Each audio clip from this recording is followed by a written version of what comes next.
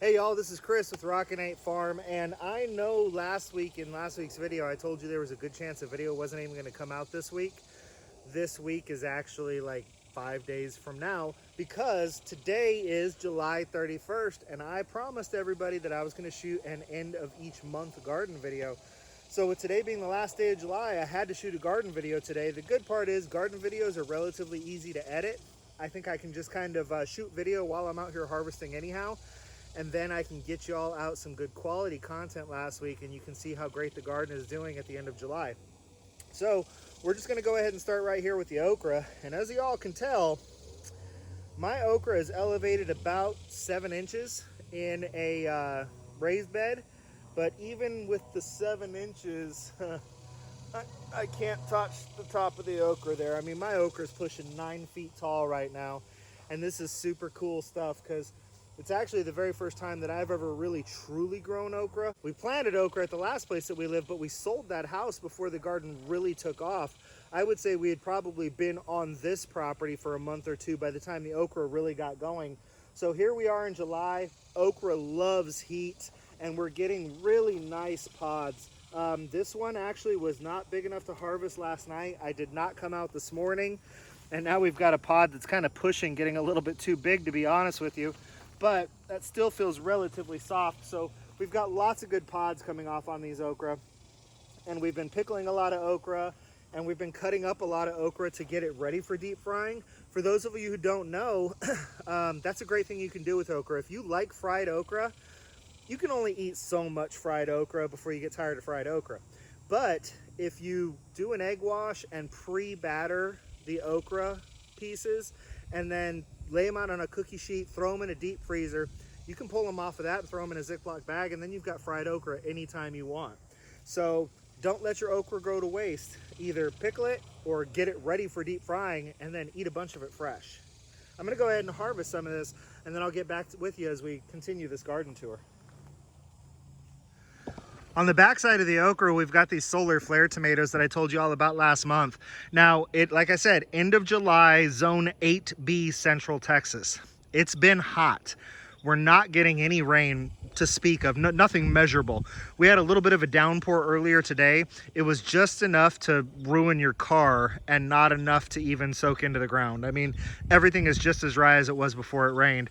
But so far, between the Romas, the solar flares, and the Amish paste, y'all, I've probably got 40 gallons of tomatoes that I have in the freezer that I can prepare for later. We've been eating fresh tomatoes the whole time, so the fact that they're starting to peter out, that's okay, because we're probably getting ready to sow in another succession of tomatoes to get a late fall harvest right before the frost. You can really see what a pretty tomato these solar flares are. I mean, they're gonna have blemishes on them. These are not store-bought tomatoes that are picked, you know, to look absolutely perfect. But I mean, that's a pretty tomato. And the thing is, they turn a couple of different colors too. This one over here is also ready to pick. That's a pretty yellow tomato. Same tomato. They're both solar flares.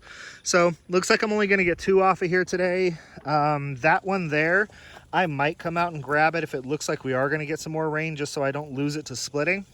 But otherwise, just 2 tomatoes today. But you know, I got a handful yesterday, I got a handful the day before that, I got a handful the day before that. So they're slowing down, but it's still more than we can eat just on a daily basis. So we're still freezing a lot of tomatoes. And while we're on tomatoes, I guess we'll just kind of keep coming down this row here. So these are those Amish paste, popular tomato. Everybody knows about the Amish paste. I haven't done anything with any of them yet, but we're getting ready to do a bunch of salsas and stews and sauces. So again, we prune our vines fairly aggressively and kind of train them along the top of the fence. So, you know, if you look at like this vine over here, I believe this vine belongs to this vine, which is about 8 feet away. So we prune them very aggressively to encourage them to continue vining down the trellises here and continue to give us tomatoes. You can see we're still loaded with Romas. The Romas they haven't petered off at all in production. They've just petered off in size. They're getting a lot smaller.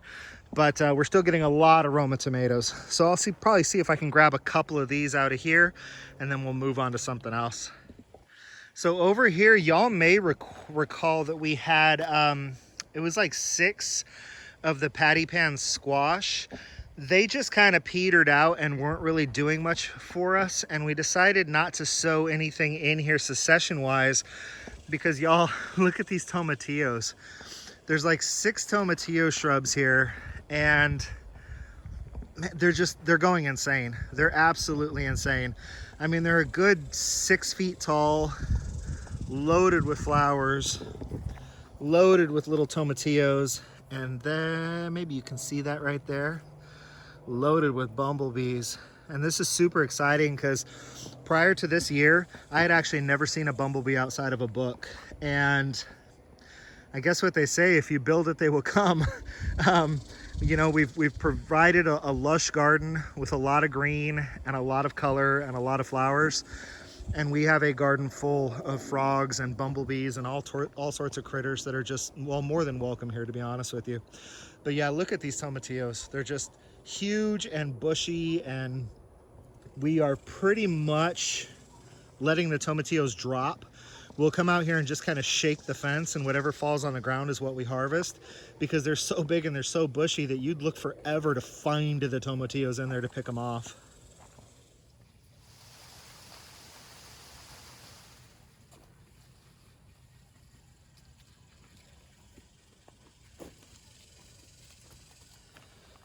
There we go. These with what I have inside already. I think we're looking at some fresh salsa verde here this weekend. The tomatoes in the buckets, because you know, you can't grow anything in a patio garden. So I know I talk about this every month, but you know, a big part of my attitude is just get started. If all you've got is a 5-gallon Home Depot bucket, a little bit of soil, and a tomato that's also came from Home Depot, throw it on the porch and get started. We're getting some, you know, a little bit of dead growth and stuff like that into the shrubs, but they are still producing prolifically, and I think that really has a lot to do with the drip irrigation system. You know, I mean, it's hot, buckets dry out fast, but because we're out here, you know, giving them about a gallon of water once every 2 days, but the water is very centrally located because of the drip irrigation, so all that moisture and all those minerals that are in the water and whatnot are getting to the plants, and they're staying really healthy. I mean, like I said, we're getting a little bit of dead leaves and stuff like that in them, but they're still producing gangbusters and giving us just tons and tons of cherry tomatoes, tons and tons of these atomic grape tomatoes.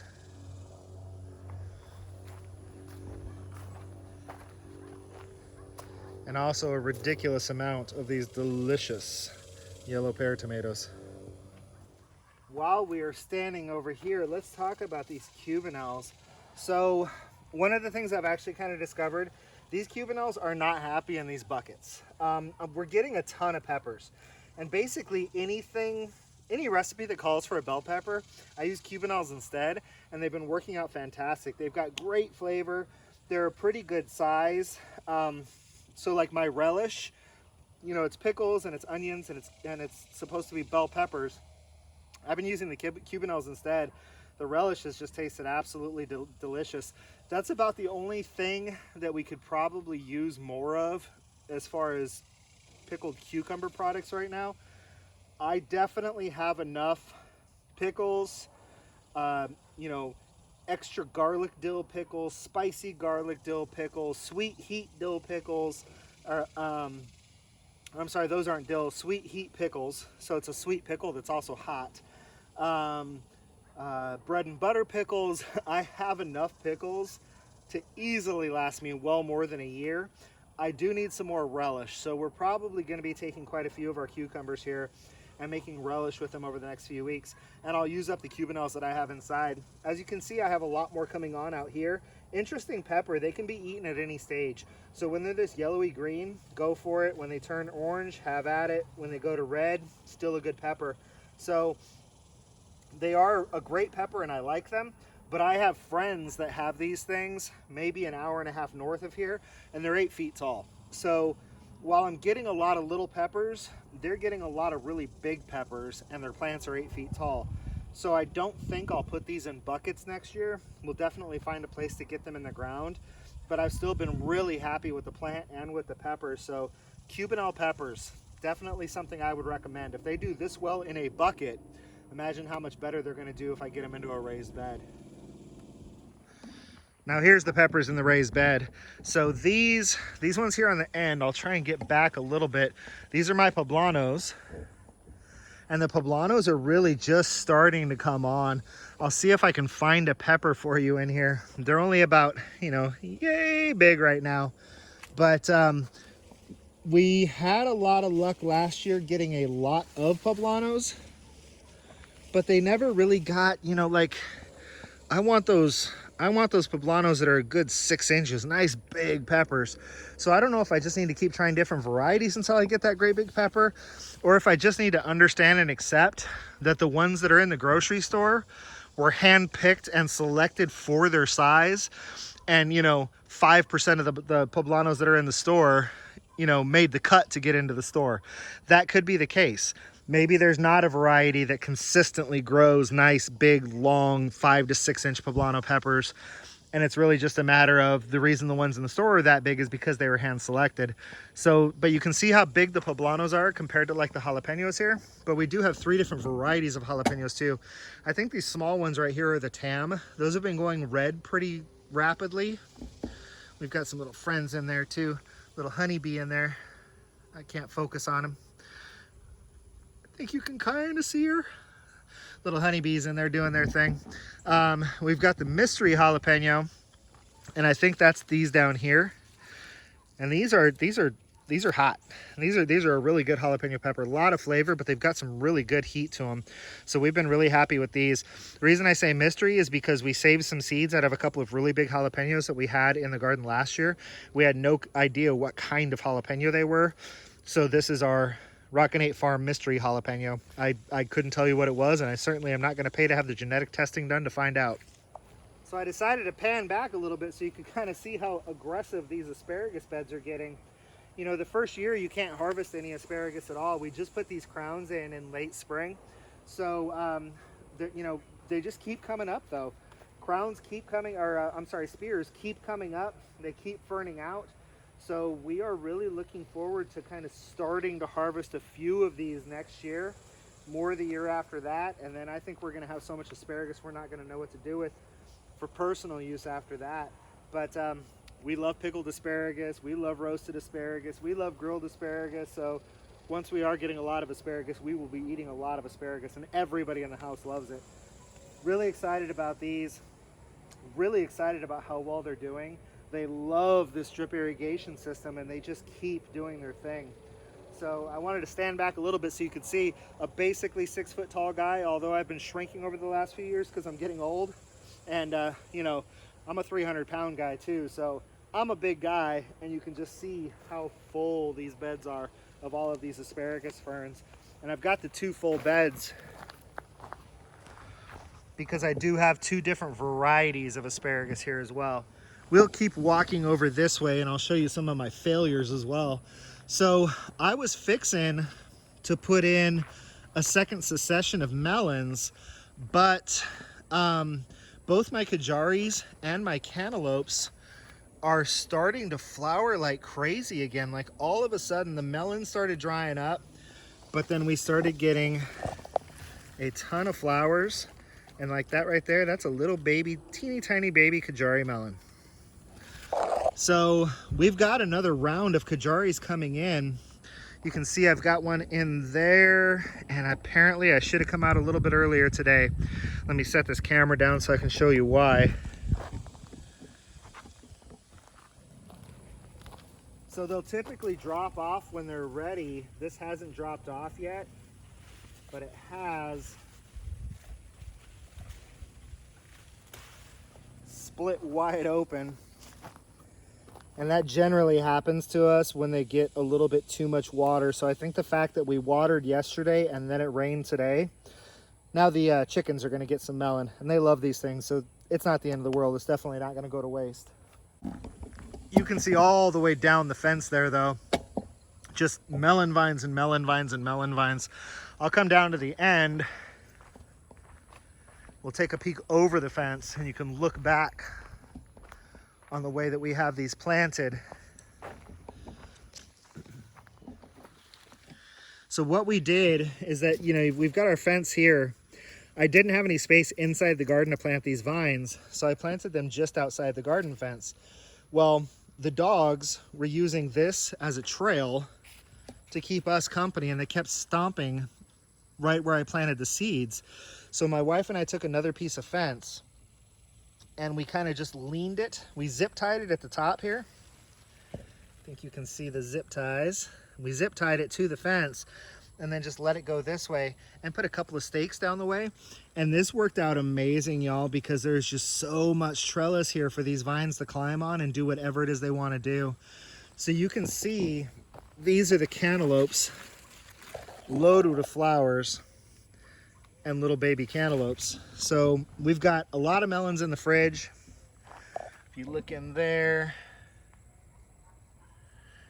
right there, you can see we got a lot of melons coming in, and then we're loaded up with flowers. So I'm thinking about getting my hands on some of those sugar baby watermelons and planting some of those right here at late summer to try and get a little bit of a fall harvest of watermelon, since my cantaloupes and my Kajari melons are obviously just going to keep producing.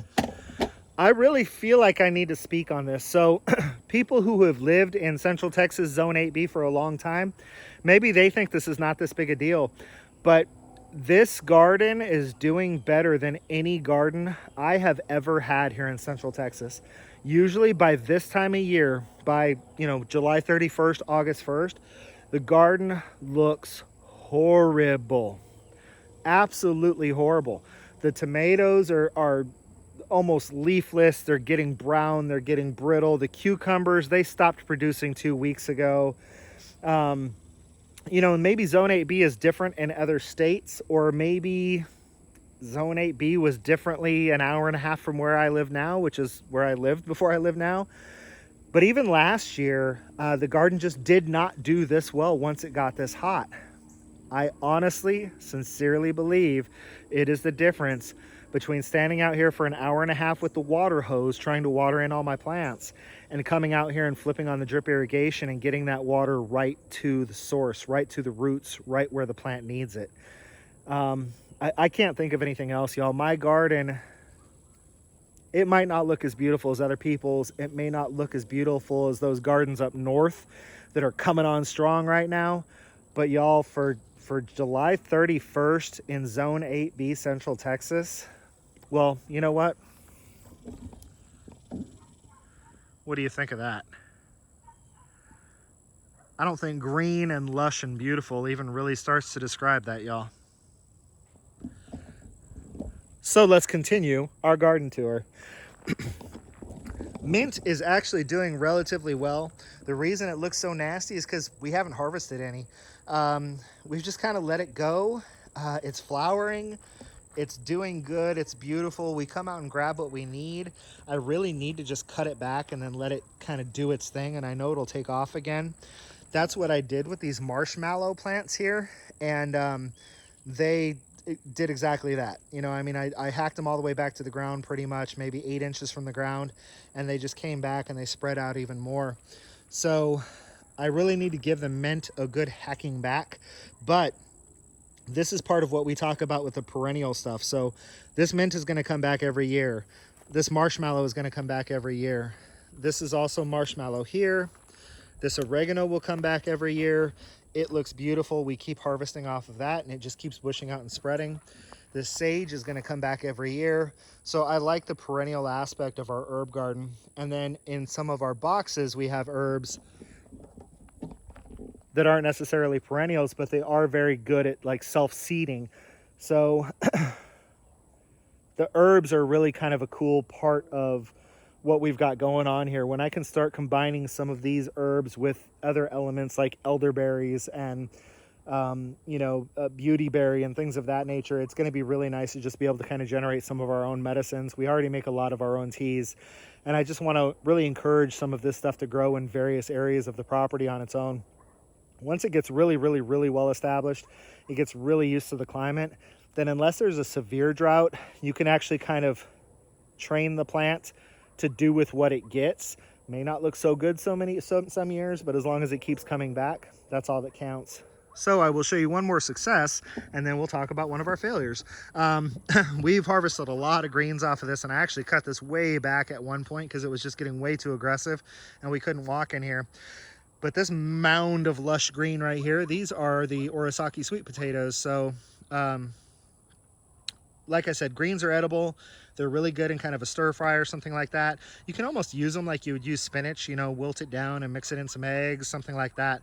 So the greens are edible. They're doing great, but we're really looking forward to getting down there and getting some of those sweet potatoes out when we get further into fall.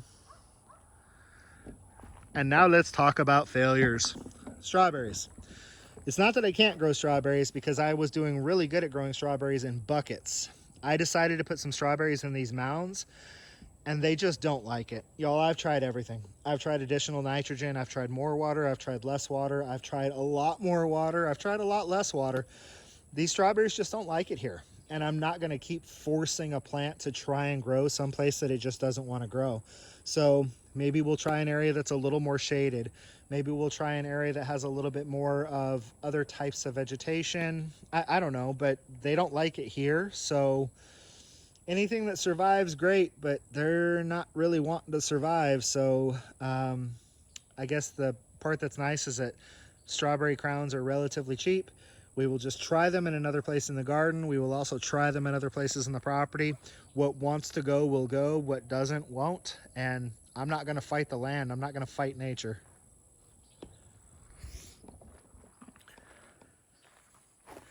So as we walk over here, these are those walking onions I've talked to you a lot about. So I'm not gonna go into detail. If you don't know what a walking onion is, go back and look at some of the other garden videos. But they are doing really well. So they're really bushing out. They're getting nice big stalks on them. We've been coming in here and harvesting some of these greens because they're really good and tasty. But they're definitely really dropping these top sets, which are just gonna basically turn into the same thing as this big plant. So they'll just keep spreading, and we'll keep having onions, another perennial food crop. So another thing I'm really excited about.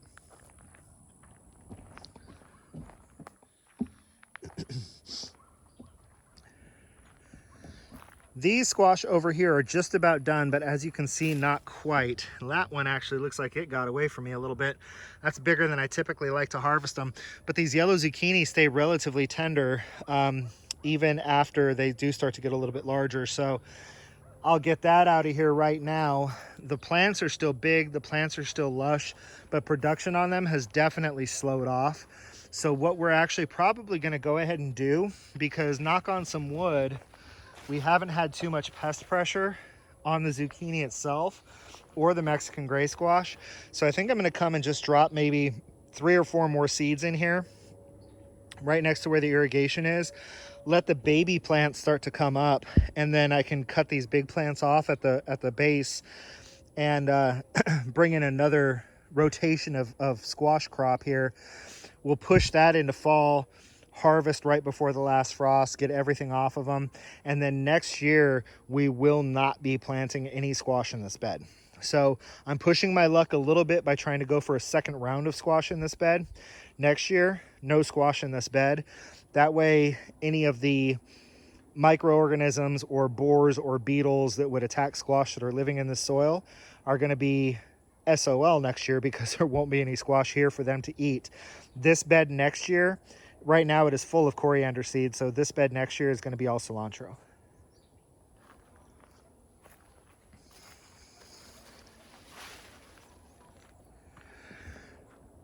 The basil bed is prolific and the bees absolutely love it. As you can see, much of our basil has gone to flower.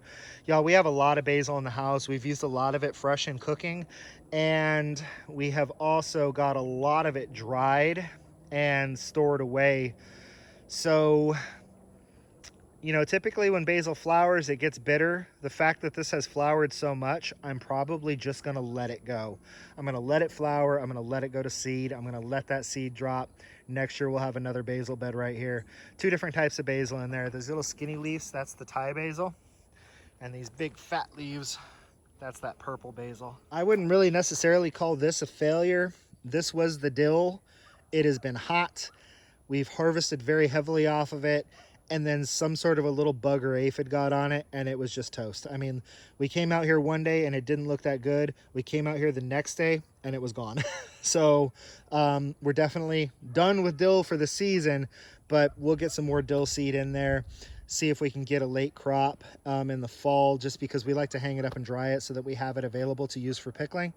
And if nothing, we'll have dill seed in here so that next spring it can come up on its own. This over here is something I'm actually kind of proud of. This was just kind of a fun little experiment. We said, what the heck? We've got an empty bed. Let's plant some corn. And y'all, I don't know how big they're going to get, but I got little baby corn. So I'm really excited about the fact that we actually have corn. Like I said, I don't know if they're even going to get big enough to get edible, but we're having a lot of fun growing it. It's a big plant. Obviously, it does draw a lot of nutrient out of the soil. We will cut these down, drop them, cover them over with compost and mulch, and let them return that nutrient to the soil during the winter months. And then this is a bed that we're most likely going to plant some sort of a cover crop in, because I don't think we're going to do onions in this bed again. So we will either get some nitrogen back into the soil, let these plants break down underneath the compost and wood chips and return their nutrients to the soil and replant onions here, or we may just put a cover crop on here and it'll be a nitrogen fixer so that whatever we decide to plant in here next spring will do really well. Like I said, this was not enough onions, so we need probably 3 times the amount of onions that fit in this bed. So we're probably going to move onions someplace else next, this fall for next early summer harvest. And I think that brings us to this point in the garden here. Shall we call it the tunnel of love? I'll tell you what, y'all. We've got a ridiculous number of these butternut squash that are all really starting to turn that nice tan color. They're getting closer and closer and closer to harvest.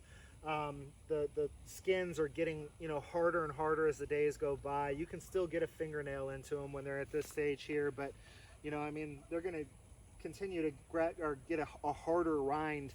And we're going to have a ton of butternut squash. We like butternut squash. It's awesome roasted. It's awesome in soup. But this is a lot of butternut squash. So friends and family, I think you might be getting some squash. This is the area that we also grow the cucumber. So I'll bring you in to take a look at those. As I'm bringing you through, just look at what a cool little, doohickey contraption this is. Oh, looks like I got some more tomatillos on the ground in here that I need to come pick up. So we're walking down here to the cucumbers. So the cucumbers are backing off, but they have not backed off. We're starting to get more that are funky shapes. We're starting to get more that don't get very big. So we're making a decision right now. Are we going to sow some more cucumbers as they start to grow, pull these ones out, and then make another run at cucumbers?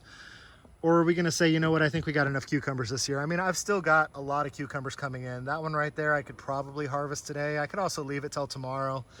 But I mean, little cucumber there, little cucumber there, we still got a lot of cucumber. And y'all, I have a bunch inside that I need to process. So we're just trying to make that decision. What are we going to do with our cucumbers? Are we just going to say good enough and let these go until they completely peter out? Or are we going to put in another succession of cucumbers and harvest even more? Over here, this doesn't look very good from in here because these leaves obviously don't get a whole lot of light, the inner leaves. But these are those scarlet runner beans, and they just create such a pretty, let me come out, turn back around. They just create such a beautiful little arch here. And they got really big, stopped blooming. We never saw a bean. I thought, what the heck? Oh well, at least they're pretty. But now they're really starting to come on again with the blooms. So I don't know if, because this is supposedly a perennial bean, I believe. I mean, everything I've read says that scarlet runner beans are perennial. So I don't know if it just needed to go through a growth stage and now it's going to give us some beans, or if it's just always going to be a really pretty plant. But either way, I'm kind of okay with it because I like adding some beauty to the garden as well. Well, hey y'all, that was our last day of July garden tour. I can, looking around, like I said, me personally, and obviously I'm biased, but I'm very impressed with the garden. I've never had a summer garden still looking this good. By this point, most years, we've already ripped a bunch of stuff out. Cucumbers were toast, weeks ago. Tomatoes barely producing anymore. And we've started ripping things out and putting, more tomatoes and more cucumbers in, hoping to get that fall harvest. So usually this time of year, the garden is relatively bare because everything is only this tall. So the fact that the tomatoes are still going gangbusters, and as of right now, I just don't feel any need to put any more tomatoes in. The fact that the cucumbers, like I said, I'm not sure what we're going to do with those. I've got a ton of pickles in there. We've eaten plenty of fresh cucumbers. I don't know. I don't know if I'm going to put more cucumbers in or not. I guess maybe I'll go ahead and put them in because if nothing, the pig likes them, the chickens like them, the kids like to eat them fresh, and I can always give them away. So I might run another succession of cucumbers, but the garden just looks amazing. And like I said, I really think that it's the drip irrigation. I think we've been a little bit better about our fertilization program this year. And then I also think that the ecosystems just work really well together. I mean, growing everything on these big arched trellises, it allows a lot of shade in the inner part of the plant to offer that cooler, moister environment. I'm impressed with where my garden's at for this time of year. Like I said, in previous years, the garden is really looking pretty bare by this time. Usually it's getting pretty toasty. So we'll see what we still look like at the end of August. It's going to get hotter here in Central Texas. It's going to get drier here in Central Texas. So we'll see what the garden looks like at the end of August. But I guess until I see you at the end of August and until I see you in my next video, I want you all to be happy and live healthy.